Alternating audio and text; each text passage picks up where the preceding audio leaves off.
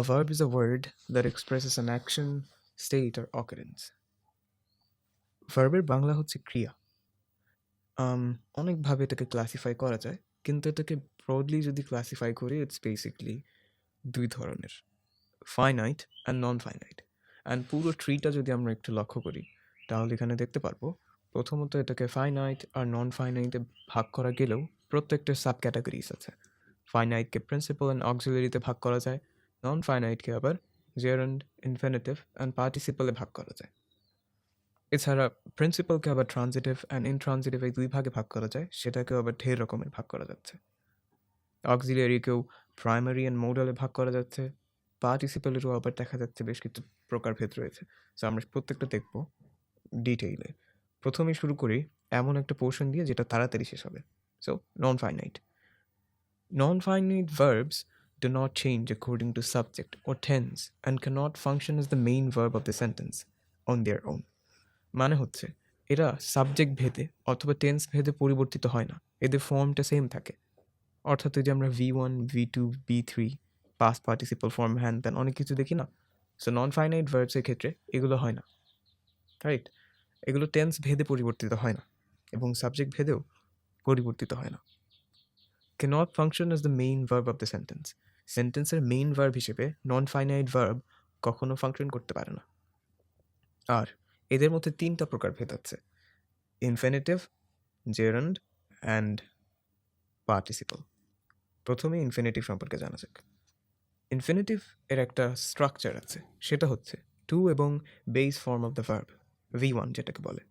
যেমন এই এক্সাম্পল সেন্টেন্সে যদি আমরা তাকাই, আই লাইক টু ওয়াক, এখানে টু ওয়াক পার্টটা হচ্ছে একটা ইনফিনিটিভ, পুরো টু ওয়াকটা, not just walk. To walk is an infinitive and এটা একটা non finite verbs broadly. On the other hand, a bare infinitive is used without to, অর্থাৎ এই স্ট্রাকচারে টু নেই, বরঞ্চ এখানে আছে একটা মোডাল ভার্ব যেটা এই বেয়ার ইনফিনিটিভের আগে ইউজ করতে হয়। এই উইলটা হচ্ছে একটা মোডাল ভার্ব এবং এই স্টাডি হচ্ছে একটা bare infinitive. Alright, it is also used after a causative verb. একটা কজেটিভ ভার্বের পরেও ইনফিনিটিভ ইউজ হতে পারে, যেমন এখানে লেট হচ্ছে একটা কজেটিভ ভার্ব এবং গো এইটা হলো একটা infinitive. Gerund versus present participle. বিগত স্লাইড থেকে আমরা জানি যে পার্টিসিপলকে তিনটা ভাগে ভাগ করা যায়: প্রেজেন্ট, পাস আর পারফেক্ট। কিন্তু এখানকার যে প্রেজেন্ট পার্টিসিপলটা আছে সেটা জেরান্ডের সাথে খুবই সম্পর্কিত, তাই সেটা দেখা যাক। প্রথমেই বলে নেওয়া জরুরি, জেরান্ড এবং প্রেজেন্ট পার্টিসিপল দেখতে কোয়াইট সেম, বাট তাদের মধ্যে যে ডিফারেন্সটা সেটা হচ্ছে একজন নাউনের মতো অ্যাক্ট করে আর একজন অ্যাডজেক্টিভের মতো অ্যাক্ট করে। A gerund functions like a noun. It refers to an activity in a general sense.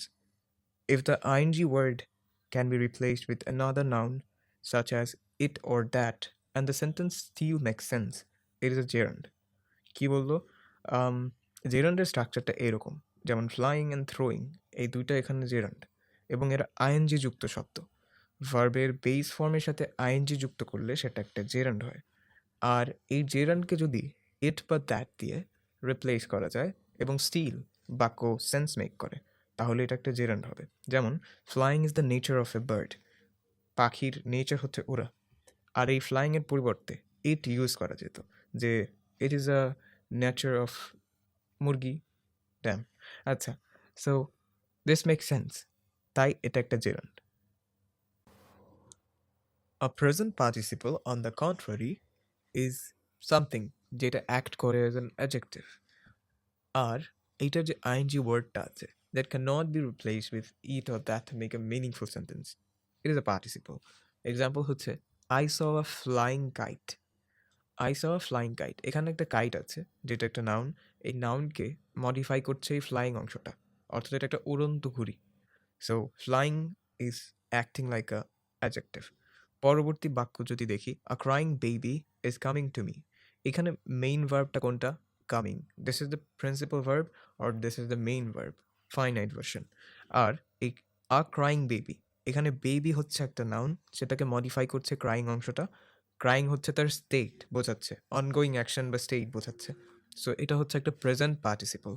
Present participle একটা আইএনজি যুক্ত শব্দ, ভার্বের বেস ফর্মের সাথে আইএনজি যুক্ত করলে সেটাকে হচ্ছে প্রেজেন্ট পার্টিসিপল বলে।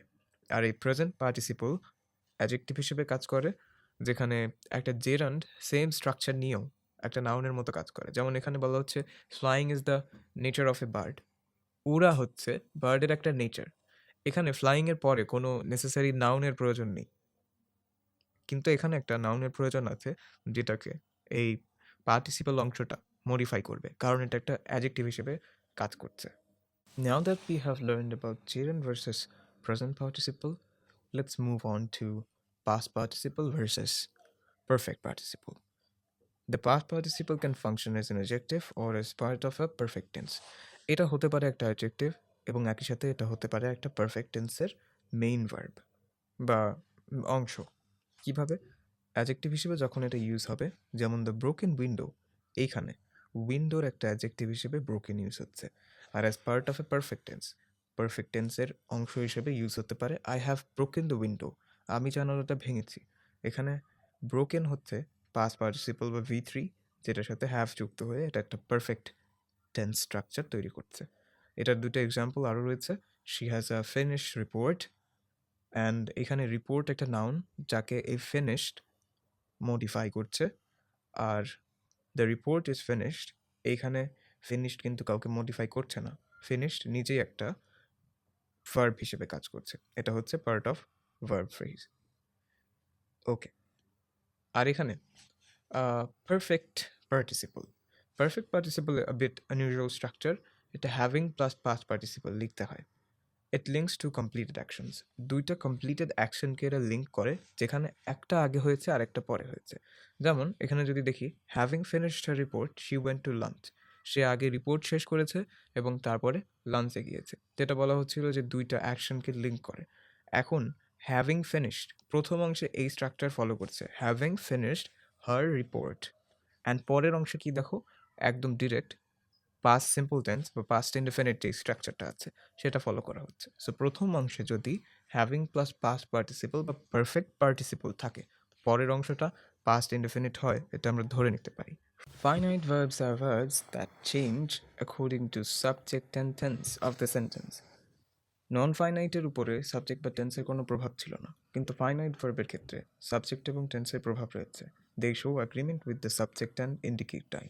একটা টার্ম আছে সাবজেক্ট ভার্ব অ্যাগ্রিমেন্ট, সেটা মূলত এই ফাইনাইট ভার্বের ক্ষেত্রেই প্রযোজ্য, এবং এগুলো ভার্বগুলো সাবজেক্টের সাথে অ্যাগ্রিমেন্ট প্রদর্শন করে। তো এটাকে কিছু ভাগে বিভক্ত করা যায়। ট্রি থেকে যদি আমরা লক্ষ্য করি, তাহলে ফাইনাইট ভার্বকে প্রধানত প্রিন্সিপাল এবং হচ্ছে অক্সিলিয়ারি, এই দুই ভাগে ভাগ করা যায়। অক্সিলিয়ারি বা সাহায্যকারী ভার্ব মেইন ভার্বের টেন্স, মুড আর ভয়েস এক্সপ্রেস করতে সাহায্য করে। এটাকেও দুই ভাগে ভাগ করা যায়। প্রথম ভাগ হচ্ছে প্রাইমারি অক্সিলিয়ারিস, যেগুলো হচ্ছে বি, ডু আর হ্যাভ। বি বলতে কি বুঝে? এই যে am, is, are, was, were, এগুলা। ডু হচ্ছে ডু, ডাজ, ডিড সবগুলো, অ্যান্ড হ্যাভ হচ্ছে হ্যাভ, হ্যাজ, হ্যাড। সো এগুলো হচ্ছে প্রাইমারি অক্সিলিয়ারিস। আরেকটা হচ্ছে modal auxiliaries, let's see them একটু পরে। এগুলো কি করে? টেন্সেস, নেগেটিভস অ্যান্ড কোয়েশ্চেন্স এগুলো ফর্ম করতে সাহায্য করে। এক্সাম্পল, প্রথমেই একটা কন্টিনিউয়াস টেন্সের উদাহরণ আছে, সেটা হলো এইটা, শি ইজ ড্যান্সিং। এখানে ইজ ছাড়া বা এই বি ভার্বগুলো ছাড়া কন্টিনিউয়াস টেন্স তৈরি করা যায় না। So she is dancing. আরেকটা, হি হ্যাজ ইটেন, এটা একটা পারফেক্ট টেন্স। কীভাবে তৈরি করতে হলো? হ্যাভের প্রয়োজন হলো, যেটা একটা প্রাইমারি অক্সিলিয়ারি। আর ডু ইউ লাইক টি, এক্ষেত্রে ডু ইউজ করতে হয়েছে এবং সেটা একটা কোয়েশ্চেন ফর্ম করেছে। So it serves its purpose. পরবর্তীতে যাওয়া যাক। Modal auxiliaries. মোডাল অক্সিলিয়ারিসের মধ্যে আছে can, could, will, would, may, might, shall, should, must, ought to, etcetera. They express ability, permission, possibility or obligation. এই কয়েকটা জিনিস করে। এক্সাম্পল হচ্ছে ইউ মাস্ট স্টাডি হার্ড, এখানে একটা অব্লিগেশন বোঝাচ্ছে বা দায়িত্ব বোঝাচ্ছে। হি ক্যান সুইম, এখানে একটা অ্যাবিলিটি বোঝাচ্ছে। ক্যান এখানকার modal auxiliary, and it mite rain, এটা একটা পসিবিলিটি বোঝাচ্ছে, খুবই সূক্ষ্ম একটা পসিবিলিটি যে পড়তে পারে বৃষ্টি। আর সেমি মোডালস হচ্ছে নিড আর ডেয়ার, এই দুইটা হচ্ছে সেমি মোডালসের আওতায় পড়ে। এরা পার্টলি বিহেভ করে মোডাল ভার্বসের মতো এবং পার্টলি বিহেভ করে মেইন ভার্বের মতো। যেমন you need to finish it, তারপর হি ডেয়ার্ড নট স্পিক, এগুলো হচ্ছে সেমি মডেলস। ফাইনাইট ভার্বের দ্বিতীয় অংশ প্রিন্সিপাল ভার্বস। প্রিন্সিপাল ভার্ব হচ্ছে মেইন ভার্ব যেটা এক্সপ্রেস করে the actual action or state of the subject. They can stand alone and do not require another verb. এদের সাথে আরেকটা ভার্বের প্রয়োজন হয় না। সো এখানে প্রকারভেদগুলো দেখা যায়। প্রথমত এটাকে ট্রানজিটিভ অ্যান্ড ইনট্রানজিটিভ এই দুই ভাগে ভাগ করা যায়। ট্রানজিটিভ ভার্ব কী কী? A transitive verb requires an object to complete its meaning. অর্থাৎ ট্রানজিটিভ ভার্বের ক্ষেত্রে একটা অবজেক্টের প্রয়োজন হয়। বাংলায় এটাকে মেবি সকর্মক ক্রিয়া বলে, তাই তো? হ্যাঁ, এমন কিছু একটা। A transitive verb requires an object and without an object the sentence feels incomplete. যেমন he bought, এইখানে হি বট যদি আমি বলি তাহলে এটাকে ইনকমপ্লিট শোনাচ্ছে। সে কি কিনেছে সেটা জানার আকাঙ্ক্ষা যাচ্ছে। আর আকাঙ্ক্ষা হচ্ছে বাক্যের একটা ফান্ডামেন্টাল বিল্ডিং ব্লক বলা যায়। সো হি বট আ কার, যখন আমরা বলছি সে গাড়ি কিনেছে তখন বাক্যটা কমপ্লিট ফিল হচ্ছে এবং এটা একটা ট্রানজিটিভ ভার্ব হিসেবে কাজ করছে, কারণ অবজেক্টের প্রয়োজনীয়তা পরিলক্ষিত হচ্ছে। আর ইনট্রানজিটিভ ভার্বের ক্ষেত্রে একটা অবজেক্ট রিকোয়ার করে না। The action or state is complete by itself. Types are describe later. So example হচ্ছে শি স্লিপস আর হি র্যান। এগুলো দুইটার ক্ষেত্রেই আর কোনো আকাঙ্ক্ষা জন্মাচ্ছে না, তাই বোঝা যাচ্ছে এগুলো।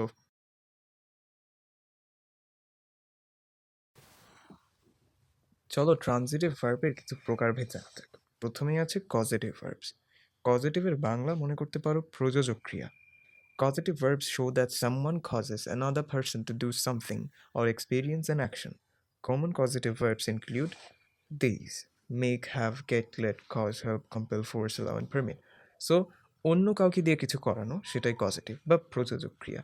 যেমন she made him cry, সে কি নিজে কাঁদছে? না, সে অন্য একজনকে কান্না করাইছে। অ্যান্ড এখানে কিন্তু ক্রাইটা মেইন ভার্ব না, মেডটা মেইন ভার্ব। তারপর I had the mechanic repair my bike.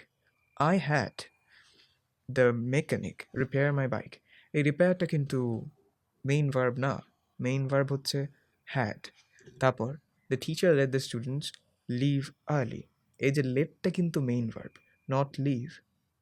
So this is it, এটা হচ্ছে কজেটিভ ভার্ব, আমি অন্য কাউকে দিয়ে কিছু করিয়ে নিচ্ছি।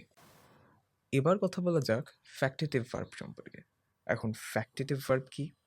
ফ্যাক্টেটিভ ভার্বের সংজ্ঞা যেটা এখানে লেখা রয়েছে সেটা হলো factitive verb show that the subject makes someone or something become something else. এখন আমরা যদি প্রথমেই একটা উদাহরণ দেখে নিই, দে ইলেক্টেড হিম প্রেসিডেন্ট। এইখানে একটা অবজেক্ট আছে, কোনটা সেটা? দে ইলেক্টেড হিম, এটা একটা অবজেক্ট এবং তাকে অন্য কিছু একটা পরিণত করছে, কিসে? প্রেসিডেন্টে। সেটাই বলেছে যে ফ্যাক্টেটিভ ভার্ব শো করে যে কোনো একজনকে অন্য কিছুতে পরিণত করছে। দে ইলেক্টেড হিম প্রেসিডেন্ট, এখানে ইলেক্টেড হচ্ছে একটা ফ্যাক্টেটিভ ভার্বের এক্সাম্পল। পরবর্তীটাতে she painted the door blue, the door একটা অবজেক্ট, তাকে কমপ্লিমেন্ট করা হচ্ছে ব্লুতে অ্যান্ড পেইন্ট করা হচ্ছে, এটা একটা ফ্যাক্টেটিভ ভার্বের example. We named our dog Bruno, আমি করছি, কি করছি? নামকরণ করছি, কাকে? আওয়ার ডগ, কি নাম দিচ্ছি? ব্রুনো। বুঝতে পেরেছো? এখানে কিছু এক্সাম্পল আছে যে কমন ফ্যাক্টেটিভ ভার্ব কোনগুলো: make, elect, call, name, appoint, consider, choose and paint. এগুলো মোস্ট লাইকলি ফ্যাক্টেটিভ ভার্ব। ওকে, রেসিপ্রোকাল ভার্ব এইটা কেমন? আমরা যখন প্রোনাউন পড়ছিলাম তখন রেসিপ্রোকাল প্রোনাউন্স ছিল, তাই না? ইচ আদার, পারস্পরিক ব্যাপার স্যাপার। এখানেও পারস্পরিক ক্রিয়া। রেসিপ্রোকাল ভার্ব হচ্ছে পারস্পরিক ক্রিয়া, মানে এটা একা করা যায় না, মিউচুয়ালি করতে হয়, দুজন লাগে বা তার চেয়েও বেশি সাবজেক্ট লাগে। So let's see the definition. Reciprocal verbs express actions done mutually by two or more subjects. Common reciprocal verbs include meet, a kiss, hug, fight, embrace, marry, shake hands, এগুলা। Example হচ্ছে they met in the park। এখানে met, the two friends hugged each other, hug। দেখো এখানে even reciprocal pronoun used হয়েছে। And the players shook hands after the match। এখানে shook hands এটা reciprocal verb। জানা যাক কোয়াজি পেসিভ শব্দ সম্পর্কে। কোয়াজি শব্দের অর্থ হচ্ছে কিছুটা, আর পেসিভ তো আছে। কোয়াজি পেসিভ মানে হচ্ছে কিছুটা পেসিভ। কোয়াজি পেসিভ দেখতে অ্যাক্টিভের মতো ফর্মে, কিন্তু এটার একটা প্যাসিভ মিনিং আছে। The subject is affected by the action. Common quasi-passive verbs include read, wash, open, sell, cut, iron. Example: the book reads easily. দেখে মনে হচ্ছে এটা একটা অ্যাক্টিভ বাক্য, যে বইটা পড়ছে, কিন্তু বই কি পড়তে পারে? এখানে সামর্থ্যের অভাব আছে না বাক্যে, এজন্য এটা সঠিক না। দ্য বুক রিডস ইজিলি মানে কেউ একজন বইটাকে সহজে পড়তে পারছে, বইটা সহজ এবং এটা পড়া সহজ, এটা বোঝাচ্ছে। দ্য শার্ট ওয়াশেস ওয়েল, এটার মানে কি শার্ট কাউকে ধুচ্ছে? Not really. এটার মানে হলো শার্টটাকে সহজে ধোয়া যায় বা ভালো মতো ধোয়া যায়। তারপর দ্য ডোর ওপেনস স্মুথলি, এখানে আরও এভিডেন্ট লাগছে। দ্য ডোর ওপেন স্মুথলি, ডোরটাকে স্মুথলি ওপেন করা সম্ভব, করা যায়। এটাই হচ্ছে কোয়াসি পেসিভ, মানে দেখতে অ্যাক্টিভের মতো, কিন্তু এটার একটা পেসিভ মিনিং আছে, মানে অন্য কেউ করে দিচ্ছে, তাই তো। আমি খুবই সিম্পলি রিফ্লেক্সিভ ভার্বের যে সংজ্ঞাটা বলতে পারি সেটা হচ্ছে রিফ্লেক্সিভ প্রোনাউন যুক্ত বাক্যে যেই ভার্ব থাকে, মেইন ভার্ব, সেটাই হচ্ছে রিফ্লেক্সিভ ভার্ব। কেমন না ব্যাপারটা, দেখা যাক। প্রথমে এক্সাম্পল দেখি। She heart herself while cooking. এখানে হারসেলফ হচ্ছে একটা রিফ্লেক্সিভ প্রোনাউন, এবং এখানে যে মেইন ভার্বটা আছে হার্ট, সেই একটা রিফ্লেক্সিভ ভার্ব হিসেবে কাজ করবে। এবার মেইন সংজ্ঞা দেখি। Reflexive verbs are verbs where the subject and object are the same person or thing, অর্থাৎ যেখানে সাবজেক্ট এবং অবজেক্ট সেম জিনিস, সেটাই। They use reflexive pronouns such as myself, yourself, himself, herself, ourself, so this is that. He taught himself French, সে নিজেই French শিখেছে। আশা করি বুঝতে পেরেছ। ইনট্রানজিটিভ ভার্ব সম্পর্কে জানা যাক। দু ধরনের আছে, কগনেট আর লিঙ্কিং। কগনেট ভার্ব কি? Cognate verbs are followed by a noun that is closely related in meaning to the verb. The noun doesn't add a new idea but strengthens the verb's meaning. Common cognate expressions include dream a dream, live a life, sing a song, fight a fight, run a race, smile a smile.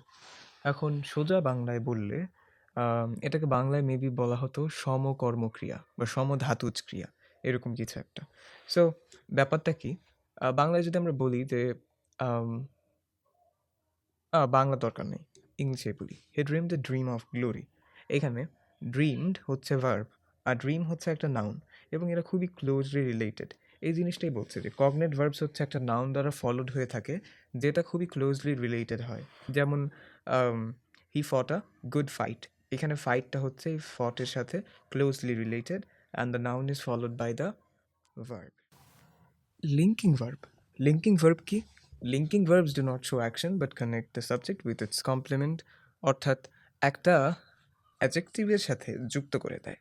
She is a doctor, এখানে ইজটা হচ্ছে একটা linking verb, কারণ এই is নিজে কোনো action show করছে না, but এই ইজটা একটা অ্যাডজেক্টিভের সাথে যুক্ত করে দিচ্ছে, যেটা কমপ্লিমেন্ট করছে শিকে, যেটা শি এর ব্যাপারে এক্সট্রা কিছু ইনফরমেশন দিচ্ছে। সো কমন লিঙ্কিং ভার্বস হতে পারে বি, যেটার আওতায় ইজ পড়ে, become, seem, appear, look, feel, sound, taste, smell, remain, grow, stay, turn, এগুলো প্রত্যেকটাই লিঙ্কিং ভার্ব হিসেবে অ্যাক্ট করতে পারে। যেমন দ্য স্যুপ টেস্ট ডিলিশিয়াস, এখানে টেস্ট আলাদা করে কি কোনো অ্যাকশন বোঝাচ্ছে? নো, কারণ স্যুপ তো নিজে নিজে টেস্ট করতে পারে না, কোনো অ্যাকশন নেই এখানে, কিন্তু বোঝাচ্ছে যে এটা খেতে খুব সুস্বাদু। আবার দে রিমেইনড কাম, এখানেও সেম, কোনো অ্যাকশন শো হচ্ছে না, বাট এটা বোঝাতে চাচ্ছে তারা শান্ত, তারা শান্ত আছে, রাইট? Subjunctive verb. এটা very very important. The subjunctive verb is used to express wishes, hypothetical situations, suggestions, demands, or conditions contrary to fact. অর্থাৎ এটা রিয়েলিজমের দিকে না যেয়ে হাইপোথেটিক্যাল সিনারিওসের দিকে বেশি যায়, যেখানে আমরা কিছু উইশ করছি, কিছু ইম্যাজিন করছি, বা কিছু সাজেস্ট করছি বা ডিমান্ড করছি। এইসব ক্ষেত্রে সাবজাংটিভ ভার্বস ইউজ হয়। In modern English the verb usually appears in it's base form, অর্থাৎ এটা একদম V1-এ ইউজ হয়। আমরা যদি এটাকে সাবজাংটিভ মুড হিসেবে চিন্তা করি, তাহলে কিছু কমন ভার্বস অ্যান্ড এক্সপ্রেশনস থাকে যেটা ট্রিগার করে যে এখানে একটা সাবজাংটিভ থাকবে। যেমন advise, ask, demand, prefer, command, move, recommend, decree, order, request, আর অনেকগুলো আছে, এখানে সব এসেনশিয়ালি আমি যুক্ত করে দিয়েছি। এই কয়েকটা যদি থাকে তাহলে আমরা বুঝতে পারবো যে এখানে একটা সাবজাংটিভ ভার্ব থাকতে পারে। যেমন দ্য ডক্টর সাজেস্টেড, এই বাক্যে সাজেস্টেড আছে, সুতরাং আমরা বুঝতে পারছি এখানে একটা সাবজাংটিভ থাকবে। সেটা কোনটা? সেটা হচ্ছে এই যে stop. The doctor suggested that the patient stop smoking. আচ্ছা, আমরা যদি দুইটা ভাগে ভাগ করি দেখতে পারবো প্রথম অংশ এইটা, যেটা একটা পাস্ট সিম্পলে রয়েছে, এবং দ্যাটের পরের অংশটা দ্য পেশেন্ট স্টপ স্মোকিং, এটা সিমিংলি আমাদের মনে হচ্ছে প্রেজেন্ট সিম্পলে আছে। আর প্রেজেন্ট সিম্পলে থার্ড পারসন সিঙ্গুলার নাম্বারের সাথে তো এখানে এস যুক্ত হওয়ার কথা ছিল, কেন হলো না? এইটাই মূলত সাবজাংটিভের নিয়ম। সো সাবজাংটিভের গুরুত্বপূর্ণ নিয়ম হচ্ছে এখানে সাবজেক্ট যাই হোক না কেন, হি, শি, ইট, হোয়াট এভার, আর এগুলো যদি হয় ভার্বের সাথে কখনো এস বা ইএস যুক্ত হবে না। ইভেন ডু, ডাজ, ডিড এইটাও বসে না। অ্যান্ড সারপ্রাইজিংলি হ্যাজ বলতেও কিছু নেই এখানে। পাশাপাশি এখানে ইজ ওয়াজের পরিবর্তে বি বসে। আচ্ছা, উদাহরণ দেখা যাক। It is essential that he arrive on time. যেহেতু এসেনশিয়াল আছে তাই এটা একটা সাবজাংটিভ মুডের বাক্য, এবং এখানে অ্যারাইভের সাথে এস হবে না, অ্যারাইভস হবে না। I suggest that she be present at the meeting. এখানে বি হবে, ইজ হবে না। কেন হবে না? কারণ সাজেস্ট আছে এবং এটা নির্দেশ করছে যে এটা একটা সাবজাংটিভ মুডের বাক্য। The doctor recommended that he not smoke. এইখানে হি ডাজন্ট স্মোক হওয়ার কথা ছিল, কিন্তু ডু, ডাজ, ডিড এইগুলা কিন্তু বসানো যাবে না সাবজাংটিভে। সুতরাং এটাও সাবজাংটিভের একটা উদাহরণ। আশা করি বুঝতে পেরেছো।